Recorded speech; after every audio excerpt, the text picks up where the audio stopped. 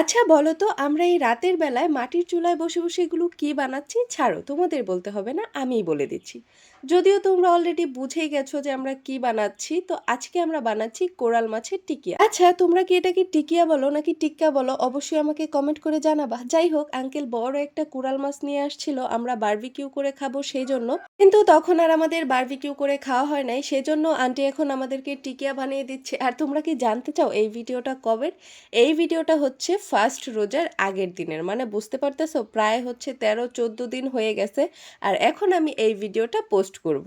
তো যাই হোক, এখানে ফার্স্ট থেকে প্রসেসিংয়ের ভিডিওগুলো আমার কাছে নেওয়া ছিল না, সব কিছু আন্টি আগে থেকেই রেডি করে রেখেছিল, তাই আর পুরো ভিডিওটা তোমাদের সাথে শেয়ার করতে পারলাম না। তো এখানে তো গরম গরম টিকিয়াগুলো রেডি, আর আমি এখানে বসে বসে পাখির থেকে চুলে একদম ইচ্ছা মতো তেল দিয়ে চুলে বেনি করে নিছি, মানে অনেক দিন পরে চুলে তেল দিলাম। যাই হোক, আমরা খাওয়া দাওয়াতে ফিরে আসি।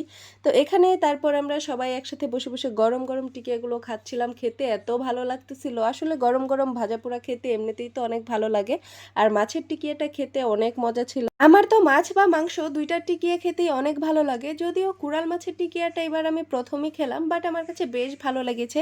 তো ভিডিওটা তোমাদের কাছে কেমন লাগলো অবশ্যই কমেন্ট করে জানাবা। আজকের ভিডিওটা এখানেই শেষ করছি। আল্লাহ হাফেজ।